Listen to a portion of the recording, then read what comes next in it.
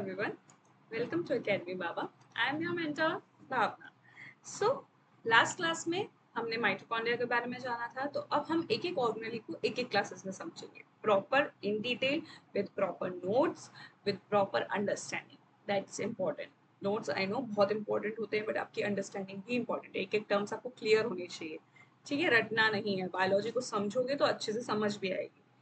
First, अब हम बात कर रहे हैं किसकी? एंडोप्लाज्मिक रेटिकुलम, जिसको हम शॉर्ट में ईआर भी बोलते हैं. क्या बोलते हैं बच्चा? ईआर भी बोलते हैं. ठीक है, तो डेफिनेशन क्या है? Endoplasmic reticulum is a network of membranous tubules and sac क्रिस्टिनेई, जिसको बोलते हैं, that extend from the nuclear envelope throughout the cytoplasm of eukaryotic cell. अभी हम देखेंगे कि ये कैसे पूरा अरेंजमेंट है. तो मैं बोल सकती हूँ कि ये एक डेफिनेशन के हिसाब से कि ये मैम न्यूक्लियस है. इस न्यूक्लियस से ऐसे ऐसे ऐसे करके कुछ स्ट्रक्चर्स निकले हुए हैं, जिसको हमने ईआर बोला है. ठीक है, अब ईआर क्या है? क्रिस्टिनाई स्ट्रक्चर. हमने माइटोकॉन्ड्रिया में पढ़ा था. इस तरीके से जो फोल्डेड स्ट्रक्चर्स उसको क्या बोलते हैं हम? क्रिस्टाई. तो सेम यहाँ पे उन सैक्स को क्या बोला गया है? क्रिस्टिनाई structures. Membranous tubules, tube like structure है, ऐसे फोल्डिंग्स हैं, तो इसलिए हम इसको क्या बोलते हैं? Tubes and sacs. ठीक है, एक्सटेंड फ्रॉम न्यूक्लियर एनवेलप. यहाँ पे मतलब मेरा क्या है? न्यूक्लियस है, उससे एक्सटेंड हो रहा है, मतलब न्यूक्लियर से टच होते हुए ही ईआर. और फिर साइटोप्लाज्मा, यहाँ पूरा साइटोप्लाज्मा होगा सराउंडिंग में, तो ये पूरा उसके अराउंड में अरेंज है. ठीक है, अब ईआर दो टाइप्स के होते हैं. एक होता है रफ ईआर, एक होता है smooth ER. Rough ER that is rough endoplasmic reticulum, smooth is smooth endoplasmic reticulum. अब यहाँ पे राइबोसोम्स भी हैं और क्रिस्टई स्पेस, मतलब सेंट्रल स्पेस हो गई ना एक तरीके से. दो क्रिस्टेइस के बीच में स्पेस, ये ट्यूब्स के बीच में जो स्पेस है उसको सिस्टर्नल स्पेस बोलते हैं. ठीक है, नेक्स्ट आगे बात करते हैं. अब फर्स्ट रफ ईयर की बात करते हैं. तो stud with ribosome on its cytoplasmic surface giving it as a rough appearance. अब क्या है? एक तरीके से सरफेस है, रफ एंडोप्लाज्मिक का क्या सिंपल सा सरफेस है, उसके ऊपर ऐसे राइबोसोम्स अरेंज. ये मैं बोल रही हूँ कि ये ईआर है मेरा. ठीक है, अब इस पे ऐसे यहाँ पे रफ सरफेस पे ऐसे प्रेजेंट है सर्कल्स की तरह. स्टड मतलब उसके प्रेजेंट है उधर. ठीक है, तो इसलिए उसकी वजह से उसको रफ बोला जाता है. एकदम ऊपर ऐसे रहेंगे तो ऑफकोर्स रफ होगा. एकदम एक चीज होगी एकदम स्मूथ है, और एक उसके ऊपर मॉलिक्यूल्स है, वो रफ हो जाएगा. ठीक है, तो राइबोसोम्स होते हैं. तो राइबोसोम्स है, तो राइबोसोम्स का मेन फंक्शन क्या होता है? Protein synthesis. आगे पढ़ेंगे इसका कैसे होता है, बट मेन इंपॉर्टेंट हमें याद रखना है कि ribosome synthesize proteins destined for secretion, membrane insertion और लाइसोसोम. अब वो प्रोटीन सिंथेसिस कर रहे हैं जिनका अलग अलग काम होता है. सिक्रीशन में भी काम होता है, मेम्ब्रेन इंसर्शन में भी काम होता है, और लाइसोसोम्स के अंदर भी हेल्प करता है. ठीक है, अब protein folding and quality control ensure proper folding and modification of newly synthesize proteins. अब रफ एंडोप्लाज्मिक रेटिकुलम में क्या होगा? प्रॉपर प्रोटीन की फोल्डिंग जो होगी, मतलब प्रॉपर हमने देखा था कि जो प्रोटीन्स हैं वो ऐसे अमीनो एसिड्स के बहुत सारे चेन्स है.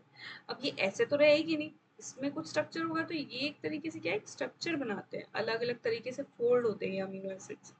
तो ये जो फोल्डिंग्स बोलते हैं, वो बोलते हैं कि अलग अलग तरीके से फोल्डिंग होती है. प्रोटीन ऐसा का ऐसा सीधा सीधा नहीं रहता, शेप्स बनाता है अलग अलग, जिसकी वजह से प्रोटीन्स को प्राइमरी, टर्शरी, सेकेंडरी ये सब बोला जाता है. ठीक है, transport. Transport synthesis protein to the Golgi apparatus for further processing. अब प्रोटीन बन गया, अब उस प्रोटीन को ट्रांसपोर्ट भी करना पड़ेगा. तो ईआर का ये भी फंक्शन रहता है कि वो प्रोटीन को ट्रांसपोर्ट भी करता है गोल्जी तक. उसको गोल्जी तक पहुंचाना होता है. क्यों पहुंचाना होता है हम वो गोल्जी में देखेंगे कि वहां पे क्यों पहुंचना है हमारे प्रोटीन्स को. ठीक है, अब स्मूथ की बात करें तो यहाँ पे लैक राइबोसोम्स, तो ये स्मूथ अपीयरेंस रहता है. अब इसका फंक्शन क्या है? Synthesise lipids. लिपिड्स को बनाने का काम होता है, इंक्लूडिंग फॉस्फोलिपिड एंड कोलेस्ट्रॉल. इसमें कौन कौन से इंक्लूड होंगे? फॉस्फोलिपिड्स और कोलेस्ट्रॉल्स. लिपिड्स के ही टाइप है. ठीक है, डिटॉक्सिफिकेशन. डिटॉक्स करते हैं ना, हमारी बॉडी को डिटॉक्सिफाई करना, डिटॉक्स करना, आजकल तो बहुत ट्रेंडिंग है ये चीज. तो मेटाबोलाइज और detoxify harmful substances specially in liver cells. ये यहाँ पे क्या होता है? यार क्या करता है? जो लिवर की जो सेल्स हैं उसमें से सारी खराब चीजों को रिमूव करता है, हार्मफुल सब्सटेंसेस को रिमूव करता है, डिटॉक्सिफाई करता है हमारी बॉडी को. ठीक है, calcium storage. Stores and release calcium ion crucial for muscle contraction and other cellular process. मैंने याद कहा, याद हो तो लास्ट हमने माइटोकॉन्ड्रिया के टाइम बात किया था. तब हमने पढ़ा था कि कैल्शियम मसल्स के कॉन्ट्रैक्शंस में हेल्प करता है। तो देखो ये लाइन भी आ गई। अब कैल्शियम स्टोरेज मतलब यहाँ पे क्या होगा, कैल्शियम आके स्टोर होगा, जब उसको जरूरत पड़ेगी तब हमारी बॉडी में कैल्शियम रिलीज होगा यहाँ से, ER से, SER से। So next, carbohydrate metabolism involve in the metabolism of carbohydrates. जो मैंने क्या बताया, मेटाबॉलिज्म क्या है, एक तरीके से केमिकल रिएक्शंस चल रही है। तो यहाँ पे क्या होता है, कार्बोहाइड्रेट्स का केमिकल रिएक्शन भी चलता है किसमें, स्मूथ एंडोप्लाज्मिक रेटिकुलम में। अब दोनों के कॉमन फंक्शंस की अगर मैं बात करूँ तो प्रोटीन और लिपिड दोनों का सिंथेसिस हो रहा है। प्रोटीन का सिंथेसिस एज राइबोसोम प्रेजेंट है तो रफ ER में प्रोटीन सिंथेसिस हो रहा है, और लिपिड्स का स्मूथ ER में हो रहा है। Intercellular transport act as a network of transport of molecules design for specific location within the cell for secretion मतलब यहाँ पे क्या है, ये एक तरीके से ट्रांसपोर्ट कर रहा है। अब न्यूक्लियस से सेल्स को भेजना है, न्यूक्लियस मतलब न्यूक्लियस से किसी मटेरियल को भेजना है इधर से उधर कर, तब ये न्यूक्लियस के पास है, तो ये ट्रांसपोर्ट करने में क्या करेगा, एज अ हेल्प करता है, डिटॉक्सिफाई करता है। अभी हमने देखा था, तो हार्मफुल ड्रग्स, हार्मफुल केमिकल्स अगर हमारी बॉडी में आ जाते हैं तो उसको डिटॉक्सिफाई करेगा। कैल्शियम स्टोरेज, स्टोर करता है कैल्शियम को। मेम्ब्रेन प्रोटेक्शन, अब contributes to the production of membrane from the cells and its organelles। तो एक तरीके से क्या है, मेम्ब्रेन प्रोडक्शन करता है। अभी हमने पढ़ा था इसमें कोलेस्ट्रॉल में फॉस्फोलिपिड्स एंड ऑयल सब बनते हैं, ये सब क्या करते हैं, मेम्ब्रेन बनाने में हेल्प करते हैं। तो मेम्ब्रेन प्रोडक्शन भी होगा फंक्शन, ठीक है। नेक्स्ट, अब देखो इसका रिलेशनशिप विद अदर ऑर्गेनाइज के साथ क्या रिलेशनशिप है। अब न्यूक्लियस के साथ ER जो है वो देख रहे हो आप, स्ट्रक्चर ER क्या है, कंटिन्यूअस मैनर्स में है। ER जुड़ा हुआ है न्यूक्लियस से कंटिन्यूअस मैनर्स में।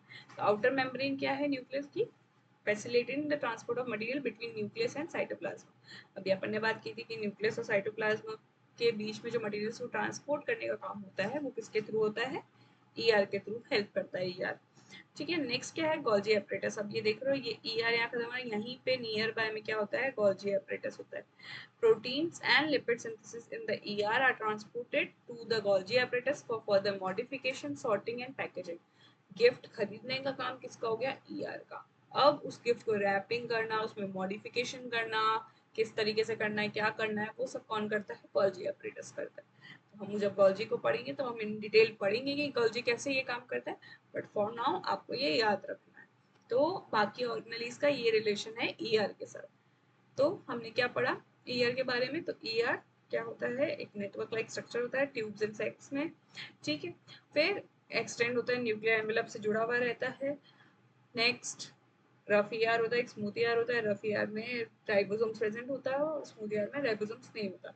मेन इधर प्रोटीन सिंथेसिस का है और इधर यहाँ पे लिपिड सिंथेसिस का है। इसके अलावा भी और फंक्शंस है तो आपको वो भी याद रखने हैं पॉइंट्स, ठीक है। आई होप आपको आज की क्लास समझ आई हो, अच्छे से नोट्स को देखें, अच्छे से प्रिपेयर करें खुद को। हम further in detail next class में और चीज़ें पढ़ेंगे और अदर ऑर्गेनलीज पढ़ेंगे। फिलहाल के लिए आपका ER भी कंप्लीट होता है। तो अभी तक अगर हम देखें तो हमने इस वीकेंड में क्या क्या पढ़ लिया है, हमने जान लिया व्हाट इज सेल, सेल क्या होती है, उसकी डिस्कवरी के बारे में हमने जान लिया है। हमें ये जान लिया कि साइटोसोल साइटोप्लाज्म क्या होता है। फिर हमने ये भी जाना न्यूक्लियस कैसा होता है, क्या स्ट्रक्चर होता है, इसका क्या फंक्शन होता है। सेम नेक्स्ट हमने प्लाज्मा मेम्ब्रेन के बारे में जाना कि प्लाज्मा मेम्ब्रेन का क्या स्ट्रक्चर होता है, क्या फंक्शन होता है। फिर नेक्स्ट हमने माइटोकॉन्ड्रिया के बारे में जाना, और आज की क्लास में हमने किसके बारे में जाना, ER के बारे में, एंडोप्लाज्मिक रेटिकुलम के बारे में। तो आपको एक एक के प्रॉपर फंक्शंस याद रखने हैं, प्रॉपर उसके स्ट्रक्चर्स को याद रखना है। क्वेश्चन लॉन्ग में बने तो प्रॉपर इन डिटेल लिख के आएंगे, शॉर्ट में बने तो आपके लिए शॉर्ट भी एज अ आप बना सकते हैं।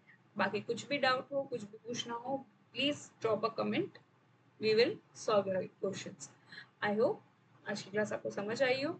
तो have a good day, thank you and have a nice day.